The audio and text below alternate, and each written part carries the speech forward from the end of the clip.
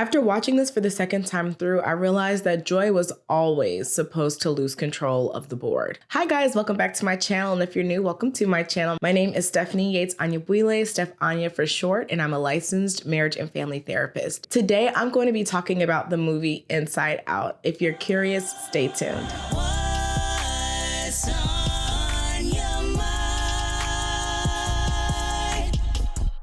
Before we jump into the video, I want to thank today's sponsor, which is Babbel. Babbel is one of the top 3 learning language apps in the world, and you can start speaking a new language in as little as 3 weeks. The way that I've been able to use it is that they focus on practical conversation. So I've used other services in the past that focus on teaching me things that do not come up very often when I'm traveling or working, and so it's kind of a waste. So I appreciate Babbel's practical approach. For me, I'm focusing on Spanish. We do travel to a lot of Spanish-speaking countries, and I found that we've been able to get around a lot easier when I'm able to communicate some things in Spanish. I'm by no means conversational or fluent yet, but I have been able to successfully help us navigate when we've had a hard time. If you use the link in my description box, you will get 60% off of your subscription and the 20-day money-back guarantee if you try it and you feel like it's just not the right fit for you. So I highly encourage you to check Babbel out. I've loved working with them, and I hope that you will love it too. Now back to the video. I remember absolutely loving this movie the first time I saw it. I've loved the sequel even more.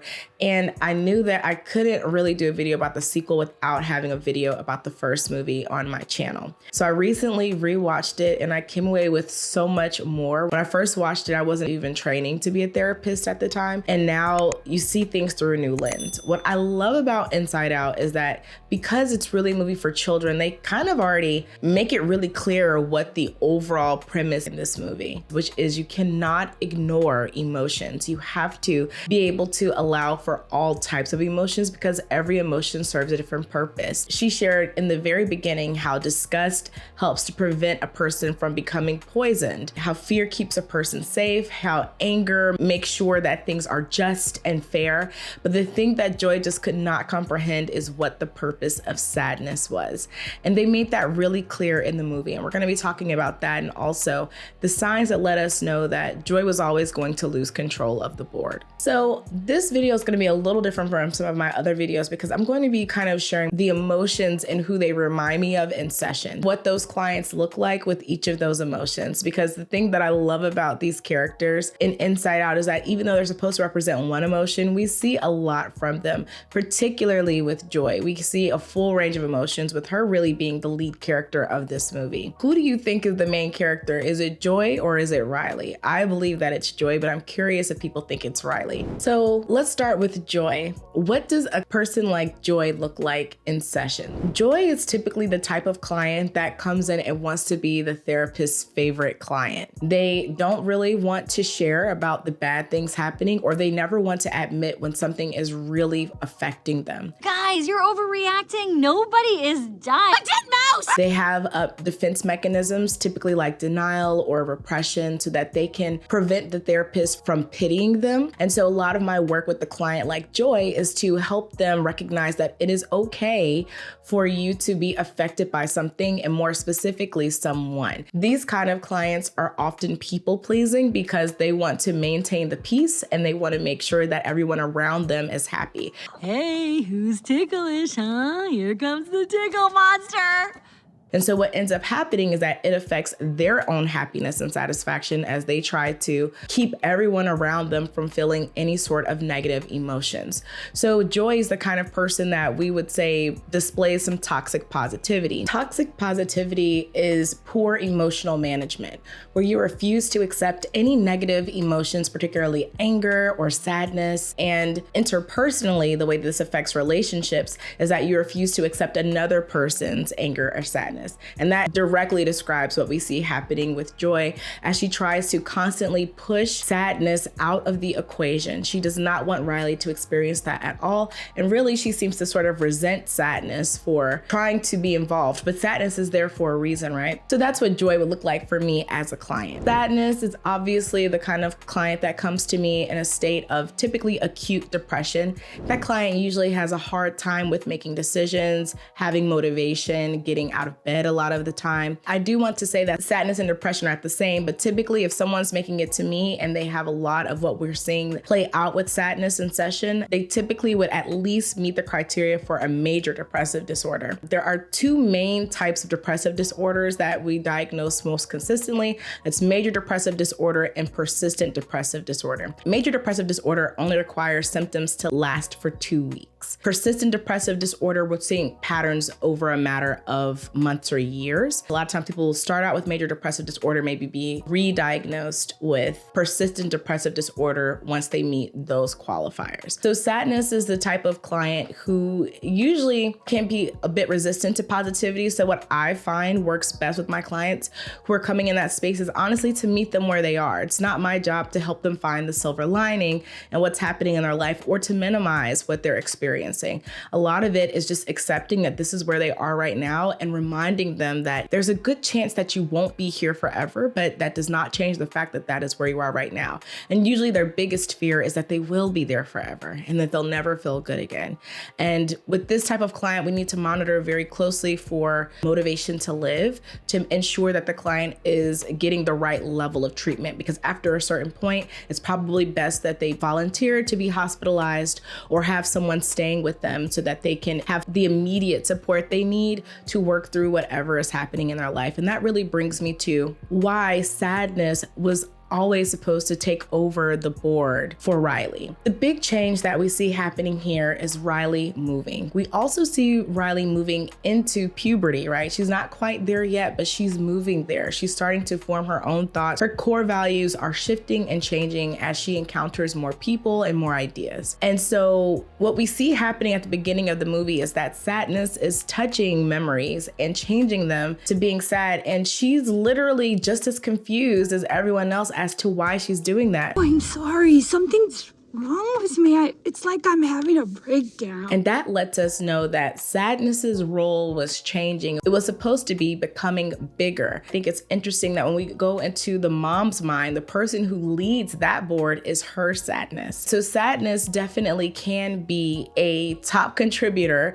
for our emotions. Sadness is there because when we pretend or perform like everything is okay, we tend to miss out on getting the help that we need. So like I was saying with the client who presents with significant sadness, we have to constantly monitor the level of care that they are needing to continue maintaining their motivation to live. We can look at it literal living, or we can look at it as what we call daily functioning.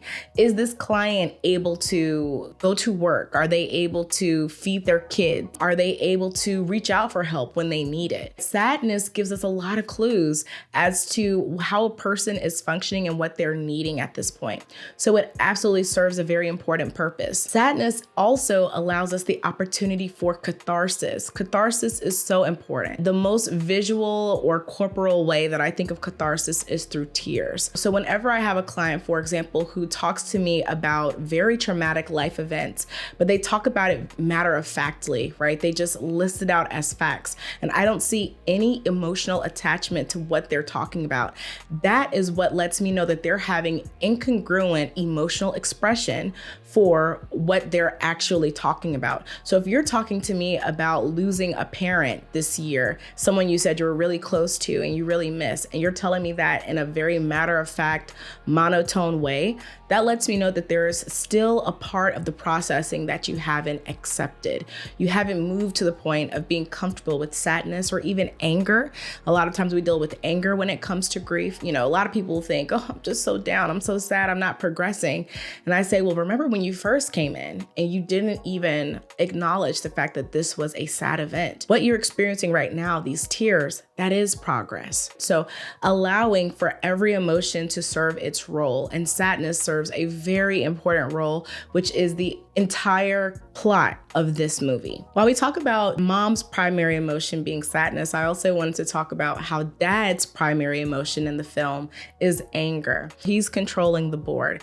And the thing is, when you see how dad is presenting in the world, He's presenting in a very normal way, a way that displays the ideal father. Of course, he starts getting busy with work once they move. However, other than that, he clearly has a really great rapport with both Riley and her mom. So you might say, why is anger leading the board? And this is something I actually see with a lot of my male clients, not just my male clients, but a lot of them, is that the reason they are coming into therapy is because they recognize they have an underlying rage that is really impacting their ability to connect with people or be authentic with people. A lot of times, men in particular are socialized not to express their emotions, particularly sadness, and that can morph or manifest into anger or rage. There's a lot happening in the world. There's a lot that all of us have to deal with. And for a lot of my male clients, they just never learned how to emotionally process. And if they were to say someone hurt them or that they're sad, it would be viewed as being feminine, which we talk about toxic masculinity in our culture. And even though there are effects on other people when it comes to toxic masculinity, there are also effects on the man theirself, because that means that they are not allowed to actually process how they feel. And they've been told that's the only way to truly be a man. And so I wasn't surprised to see that anger was driving the dad. I mean, he's also in the midst of transition. Every time we see him on the phone, he's yelling at someone or he's frustrated with someone. What can we do? We've only got capital to last a month, maybe 2. If we can't find investors by then, we're gonna have to lay. He is probably pretty scared. We think of anger as a secondary emotion, typically underpinned by either fear or hurt. And in this situation, I would say he's probably really afraid. He just moved his family across the country. He's starting a new business. And if things don't work out well, they're in a home that's not as nice as their own home. He admits that he misses their home back in Minnesota as well. You know what? I miss Minnesota too. And so anger is one of those emotions that doesn't always outwardly present. When I see my clients who are coming in and they're dealing with anger, sometimes they come in and I can see that right away, but a lot of times they come in, they're very charming, they're very kind. But when we start talking about certain issues, you just almost see an immediate shift in their gesturing, their facial expressions, their body language that lets you know that they're starting to become upset. I'll see their fists balling up to the side, just very subtle cues that let me know that they're becoming angry. And if I ask outright, are you angry? Most of the time, they will not admit that. They'll say, no, I'm not angry. I'm just frustrated or I'm just annoyed. And these are really other ways sometimes of saying that we're dealing with mild to severe anger, especially when it makes us want to scream, throw things, break things. Even if you don't actually do it, that desire lets you know that there's probably some underlying anger that you're trying to manage. The first thing is being able to name it and say, I am angry. And the second thing is being able to find the coping mechanisms to help you process the things that are making you angry or change the situations that are keeping you in a chronic state of anger. Anger is not always bad. You can have very productive anger. Anger can help you recognize opportunities for improving relationships and recognizing opportunities for conversation, for example.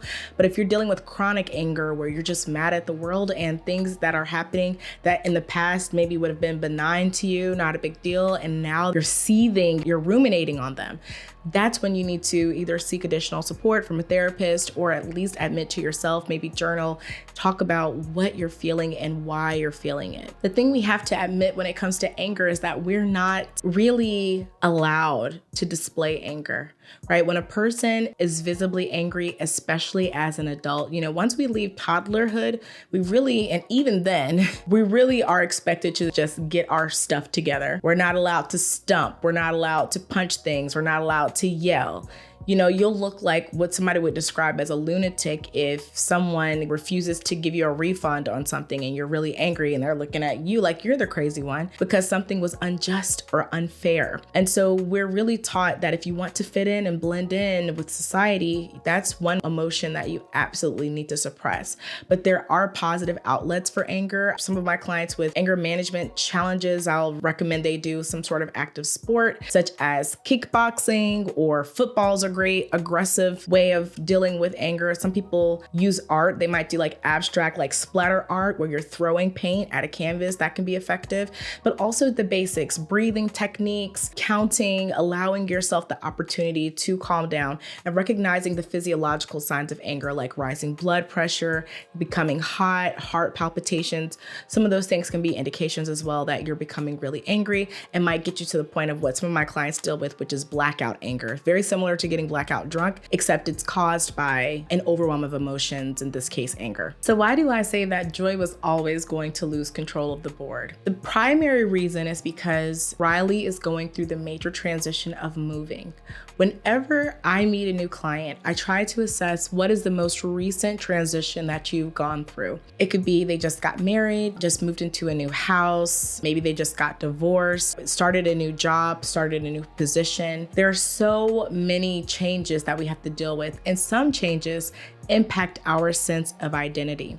If I have a client who's making a huge career change, for example, or let's say they got let go from a job, they are now trying to figure out, who am I outside of this job? Maybe they were in a high role at their job, or maybe they had a clear plan at that job, and now they've got to reconfigure their life and what they want to do next. Riley being in this point of transition means that she has to find a new form of social support, right? So we see the friendship island going down. She needs to figure out how she fits into this new dynamic with her parents, right? Because now she's dealing with feelings that she didn't have to deal with in Minnesota, but she feels an obligation or responsibility to her parents to still be the easy, happy-go-lucky child, right? So that's a challenge that she's dealing with. She's also lost access to her hockey friends. So hockey island is going down, all of these things that made her who she was. So in the movie, it makes it seem as though the reason that Riley is losing access to these things is because of this big mistake that Joy and Sadness made, where they're no longer in there to control the board, particularly Joy. But in actuality, this was going to happen anyway. This was Sadness's time to shine.